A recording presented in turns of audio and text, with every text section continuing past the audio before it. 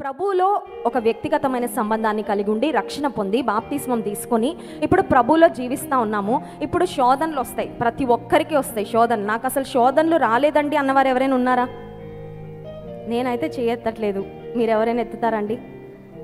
ప్రతి ఒక్కరికి శోధనలు ఖచ్చితంగా వస్తాయి. Especially when you start your spiritual journey, ఆత్మ సంబంధమైన ప్రయాణం ప్రారంభించావంటే ఖచ్చితంగా నీ జీవితంలో శోధనలు వస్తాయి. ఇప్పుడు ఈ శోధనలు వచ్చినప్పుడు ఫస్ట్ మనం ఏం చేస్తామంటే పొరపాటు మన స్వంత శక్తితో ఆ శోధనలలో నిలబడాలని ప్రయత్నం చేస్తాం. First we will try to overcome the temptations in our own strength. ముందు మనం ప్రయత్నం చేసుకొని చూడండి, పిల్లలు ఉన్నారనుకోండి, వాళ్ళు ఏదన్నా కావాలనుకుంటే ముందు వాళ్ళు ట్రై చేసుకుంటారు. వాళ్ళకి అవ్వకపోతే అమ్మని పిలుస్తారు, అవునా కదా? ఇప్పుడు ఏదన్నా పుష్ చేయాలి, ఏదైనా వస్తువు కావాలి, వాళ్ళకి అందట్లేదు, ఫస్ట్ ఏం చేస్తారు? ముందు అన్ని ప్రయత్నాలు చేసేస్తారు. ఫైనల్గా అది అవ్వకపోతే అమ్మనో నాన్నో పిలిచి కొంచెం నాకు హెల్ప్ చేయండి అని అడుగుతారు. ఆధ్యాత్మిక జీవితంలో కూడా చాలాసార్లు we do the same thing. శోధనలు వచ్చినప్పుడు నా స్వంత శక్తితో నా స్వంత బలముతో నేను నిలబడాలి అని ప్రయత్నం చేస్తాము. But let me tell you, మన స్వంత శక్తితో శోధనలను జయించడం సాధ్యము కాదు. కానీ దేవుని శక్తి మీద ఆధారపడితే నువ్వు ఖచ్చితంగా శోధనలను జయించగలవు. శోధనలలో పడిపోవడం వల్ల నువ్వు స్థిరంగా ఉన్నట్లు కాదు, అవునా కదండి? స్థిరంగా ఉండడం అంటే ఏంటి? Standing firm means to stand strong in the Lord. దేవునిలో బలంగా ఉండడం అంటే అర్థం ఏంటంటే శోధనలో పడకుండా ఉండడం. ఇప్పుడు శోధనలో పడకుండా ఉండాలంటే మన స్వంత శక్తి మీద మనం ఆధారపడితే సాధ్యము కానే కాదు. మన స్వంత శక్తి మీద ఆధారపడుతున్నామంటే ఖచ్చితంగా పడిపోతాం, ఖచ్చితంగా తొట్టిల్లుతాం, ఖచ్చితంగా తూలిపోతాం, ఖచ్చితంగా మనము ఒకరోజు రిగ్రెట్ అవ్వాల్సిన పరిస్థితికి వస్తాం మన జీవితంలో. కానీ దేవుని మీద ఆధారపడినప్పుడు 1 కొరింథీ పత్రిక 10వ అధ్యాయం 13వ వచనం చూడండి. 1 కొరింథీ పత్రిక 10వ అధ్యాయం 13వ వచనం. సాధారణముగా మనుష్యులకు కలుగు శోధన తప్ప మరి ఏదియూ మీకు సంభవింపలేదు. దేవుడు నమ్మదగినవాడు, మీరు సహింపగలిగినంత కంటే ఎక్కువగా ఆయన మిమ్మును శోధింపబడనీయడు. అంతేకాదు, సహింపగలుగుటకు ఆయన శోధనతో కూడా తప్పించుకొని మార్గమును కలుగ చేయును. మీకు ఏదన్నా శోధనలు వస్తే ప్రపంచంలో ఎవరికి ఎప్పుడు రాని శోధన నాకే వచ్చింది, నేను గిన్నీస్ రికార్డులో ఎక్కబోతున్నానని ఫీల్ అవ్వద్దని చెప్తున్నాడండి భక్తుడు. అర్థమవుతుందా? కొన్నిసార్లు మనకు అనిపిస్తుంది, నేను వెళ్ళిన అన్ని పరిస్థితులు గుండా ఎవరు వెళ్ళుండరు, నాకు వచ్చినంత శ్రమ ఎవరికి వచ్చుండదు, నేను పడుతున్న నీ శోధనలు ఎవ్వరూ పడుండరు, నేను నిలబడుతున్నంతగా ఇంకెవ్వరూ నిలబడట్లేదు అన్నట్లు అనుకుంటాం. బట్ దేవుని వాక్యం చెప్తుంది, సాధారణముగా మనుషులకు కలిగే శోధనలు తప్ప మీకేవి విచిత్రంగానో కొత్తగానో ఏం రావట్లేదు. మన ముందు వెళ్ళిన వారు, మన ముందు ప్రభుతో నడిచిన వారు ఎలాంటి పరిస్థితులు గుండా వెళ్ళారు, we are going through the same. అయితే దేవుడు నమ్మదగినవాడు అనే మాట ఉంది. దేనిలో నమ్మదగినవాడంటే నిన్ను శోధనలో నిలబెట్టడానికి, శోధనలో ఆయన చేతితో ఎత్తి పట్టడానికి ఆయన నమ్మదగినవాడు. హల్లెలూయా. శోధన అనుమతించినా నువ్వు పడిపోవడానికి దేవుడు అనుమతించట్లేదు. ఆ శోధనలో కూడా దేవుని విశ్వాస్యతను, దేవుని నమ్మకత్వాన్ని మనం ఎక్స్పీరియన్స్ చేయగలుగునట్లే ఆ పరిస్థితి గుండా కూడా దేవుడు మనల్ని అనుమతిస్తాడు. టు మేక్ అస్ స్ట్రాంగ్గా, to make us experience his faithfulness.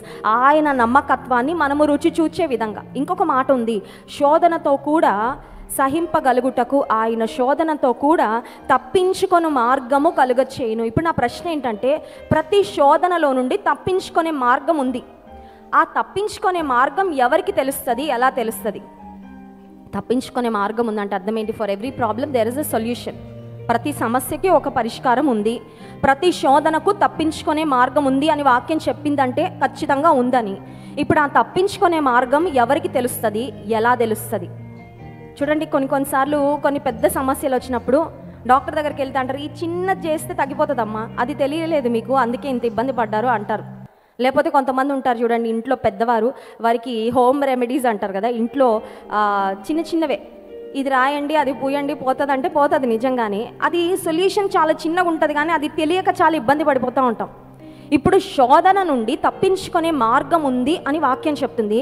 ఆ తప్పించుకునే మార్గము ఎవరికి ఎలా తెలియబడుతుంది అంటే, అగైన్ ఇందాక మనం మొదటి అంశం చదువుకున్నాం కదా, దేవునితో ఎవరు దగ్గరగా జీవిస్తారో వారికి దేవుడు తప్పించుకునే మార్గాన్ని తెలియపరుస్తాడు. హల్లెలూయా.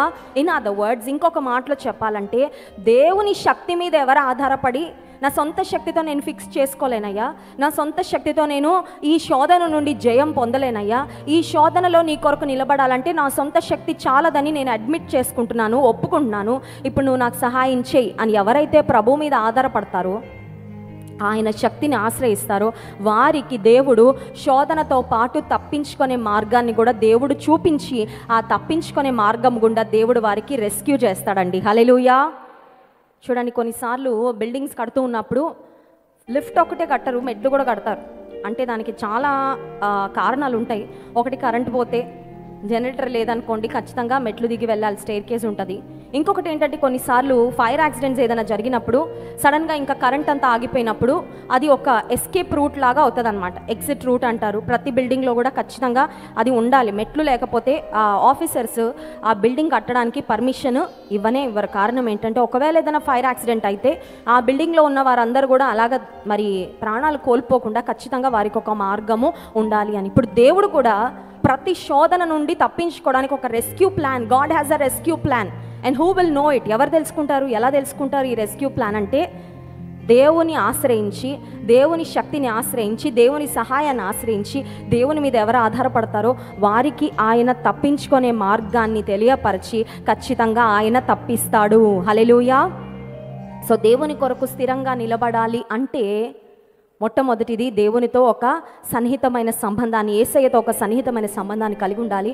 రెండవదిగా మన సొంత శక్తి మీద ఆధారపడకుండా దేవుని మీద ఆధారపడినప్పుడు శోధనతో పాటు ఆయన తప్పించుకునే మార్గాన్ని ఏర్పాటు చేశానన్నాడు. అది దేవుడు మనకి తెలియపరిచి మనకు విడుదలను, సహాయాన్ని అనుగ్రహిస్తాడు.